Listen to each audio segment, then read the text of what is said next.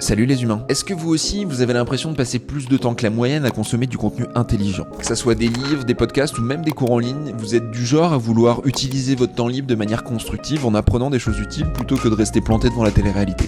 Mais pour autant, vous avez peut-être pas l'impression de progresser aussi vite que les autres. En un an, j'ai dû lire une 50aine de bouquins différents, j'ai dû m'abonner à une 20aine de newsletters, j'ai écouté des podcasts quotidiennement, j'ai suivi des comptes Twitter intelligents. Pour autant, si vous me demandez de résumer les grandes lignes de ce bouquin, je pense que je serais incapable de vous répondre. Je suis pas quelqu'un qui a des capacités intellectuelles incroyables. Au lycée, je me souviens, mes potes m'appelaient Clem le mec qui se souvient de rien. Et quand je me suis lancé dans l'entrepreneuriat, je me suis fait rapidement noyer par toute l'information qu'on peut trouver, ce qui me faisait un jour prendre une direction et le lendemain prendre une autre. J'avais envie d'avancer dans ma vie, j'avais envie d'utiliser mon temps libre pour apprendre des compétences utiles, mais malgré mes efforts, j'avais l'impression de faire du surplace. Et puis un jour, je suis tombé sur une méthode qui a transformé l'organisation de ma vie. Si vous voulez découvrir le système qui m'a permis de rester organisé, de me souvenir de tout et de savoir quelle direction prendre pour faire quelque chose qui me plaît, restez jusqu'à la fin de cette vidéo. Ce fameux système, c'est un système que j'ai construit moi-même, mais je me suis inspiré de plusieurs sources et notamment d'un auteur qui s'appelle Tiago Forte, qui a écrit un livre qui s'appelle How to Build a Second Brain. Comment construire un second cerveau. L'idée, c'est d'avoir un système digital qui va vous permettre de noter toutes les idées que vous allez avoir, tous les événements, les tâches, les choses que vous allez devoir faire, mais aussi toutes les connaissances que vous allez rencontrer, lire, découvrir. Tiago Forte, je l'ai découvert sur la chaîne d'Ali Abdaal, un de mes youtubeurs préférés, et j'ai écouté un podcast où ils parlaient tous les deux de comment Ali avait pris le cours de Tiago Forte pour construire lui-même son système. Tiago Forte lui-même s'est inspiré d'un auteur très connu qui s'appelle David Allen, qui est un peu un ponte de la productivité, et qui a écrit un bouquin qui s'appelle Getting Things Done. Dans cette vidéo, je vais vous expliquer ce que j'ai appris du livre How to Build a Second Brain, de Getting Things Done, des informations que j'ai retenues du système d'Ali Abdaal et comment moi j'ai réussi à adapter ce système pour créer mon propre Second Brain et mon organisation digitale de A à Z.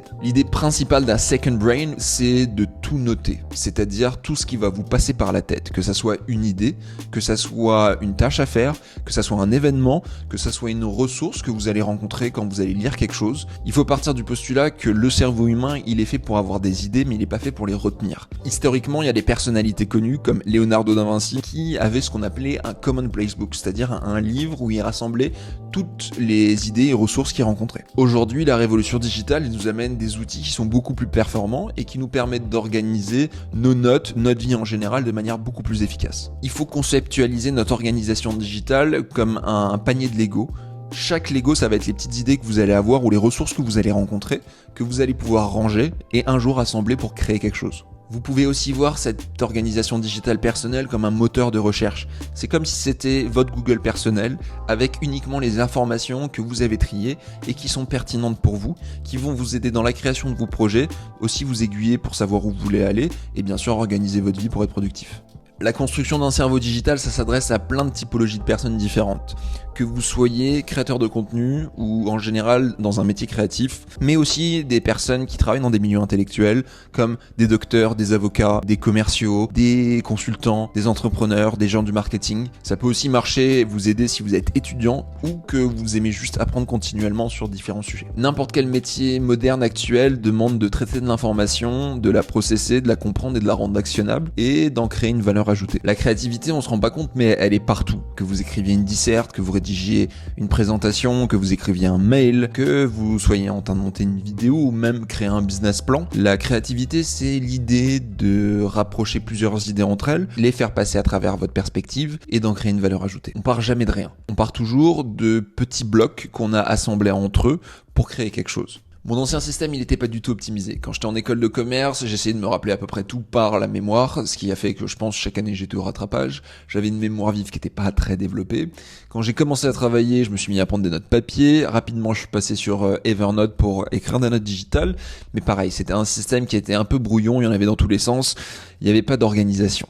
J'ai commencé dans l'entrepreneuriat et je me suis mis sur Notion. Notion, ça a été la première révélation parce que Notion, ça permet d'organiser des notes avec une certaine architecture qui est assez sympa, c'est visuel et on peut faire plein de choses. Mon problème avec Notion, c'est que je passais plus de temps à essayer d'organiser le système parfait qu'à vraiment prendre des notes ou en faire quelque chose d'intéressant. Ce qui nous amène à la question de savoir comment on fait pour construire un cerveau digital qui va vous permettre d'avoir une organisation efficace. On va prendre la méthode de Tiago Forte qui l'a créée selon le framework CODE. Donc il utilise le C pour capturer, c'est-à-dire collecter l'information, le O pour organiser cette information que vous avez collectée, le D pour distiller l'information, c'est-à-dire en comprendre l'essence, et le E pour exprimer, c'est-à-dire en créer une valeur ajoutée. On commence directement avec le capture, comment on collecte l'information. Ça peut être une tâche que vous devez faire, ça peut être un événement auquel vous allez participer, ça peut être un livre que vous êtes en train de lire et un paragraphe par exemple qui vous a particulièrement impacté. Ça peut être aussi un article d'un journal ou même une tâche récurrente, par exemple faire le ménage tout le week-end. Il faut que vous ayez toutes ces informations qui vous passent par la tête écrites sur votre cerveau digital. Quand vous voulez créer un système, vous devez essayer de tout faire reposer sur ce système, que toutes vos idées soient écrites dans ce système. David Allen, il explique que le but, c'est d'avoir avant tout un espace mental tout à fait clair. Donc, que ça soit un événement très important pour le boulot ou que ça soit appeler sa grand-mère, essayez de tout noter. C'est comme ça que vous allez réussir à faire confiance à votre système.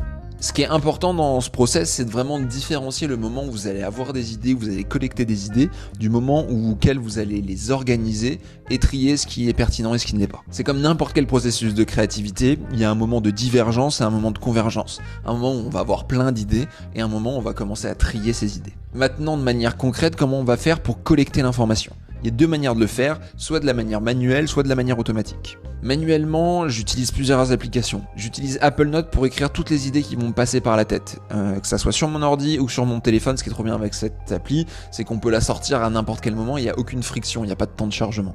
Ensuite, j'utilise Roam Research pour tout ce qui va être mes entrées quotidiennes de mon journal, toutes les idées que je vais avoir le matin quand je me lève et que j'écris mes premières lignes. Toutes les idées que je vais avoir pour mes vidéos, je vais les noter dans Notion. Tout ce qui va concerner les tâches, où je sais pertinemment que ça va être une tâche, je vais le rentrer directement sur Things.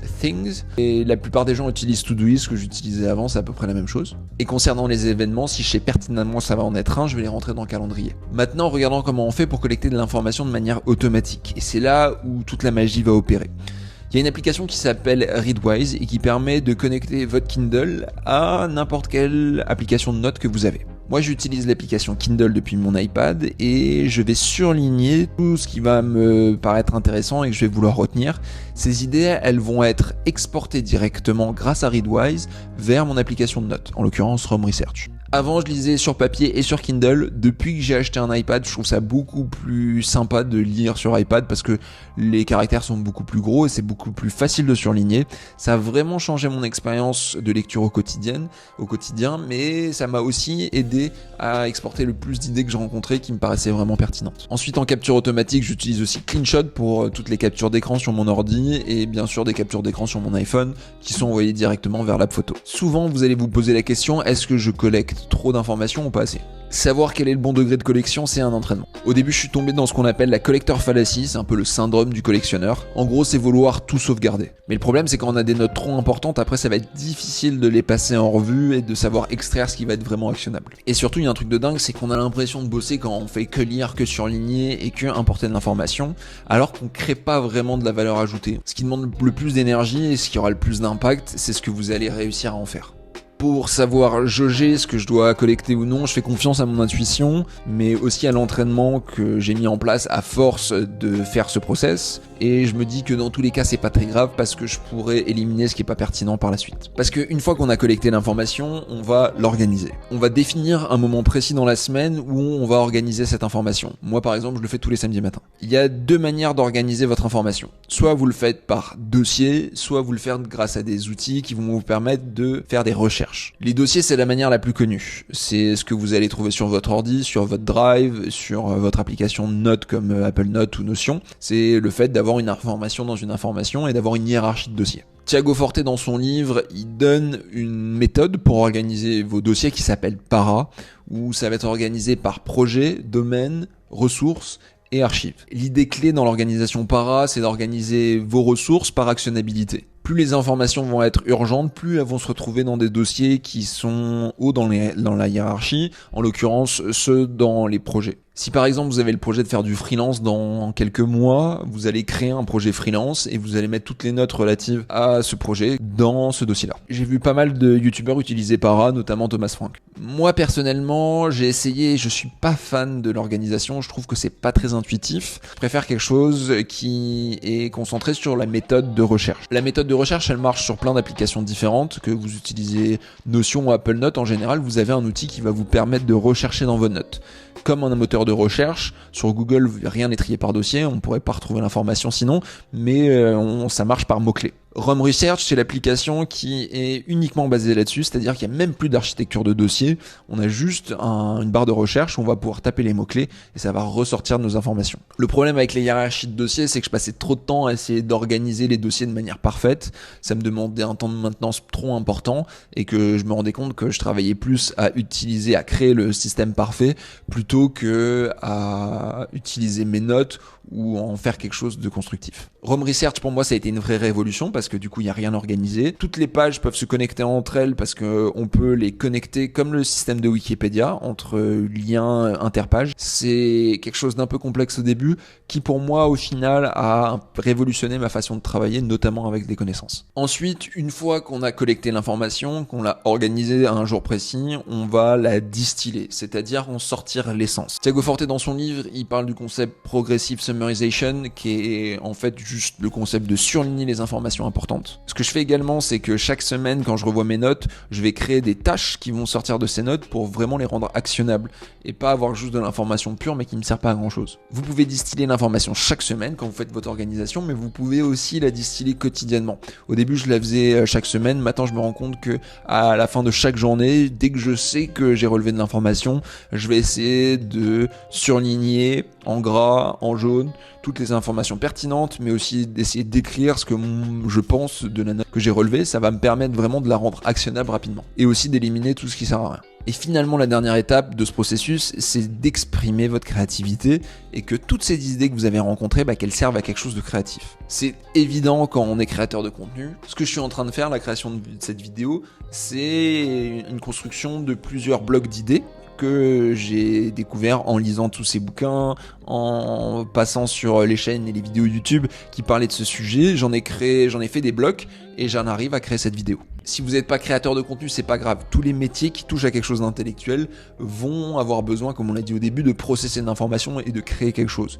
Donc dites-vous que votre créativité, ça va être ça. Ça va être de savoir comment vous allez créer vos prochaines présentations, comment vous allez écrire vos prochains mails et de les nourrir avec beaucoup plus d'informations, une information que vous avez collectée et qui vous a semblé pertinente. Ça fait le tour de mon système de productivité. C'est le système qui me permet d'être organisé, de rien oublier et de réussir à, j'espère, vous apporter de la valeur. Je vous assure, vous n'êtes pas quelqu'un de désorganisé, ça n'a rien à voir avec votre identité. Il vous manque seulement les bonnes habitudes à mettre en place. D'ailleurs, si vous voulez découvrir les autres habitudes de productivité qui ont un impact sur ma vie, je vous laisse découvrir cette vidéo où je parle des habitudes de développement personnel et je les trie du pire au meilleur. Je vous dis à tout de suite dans cette vidéo.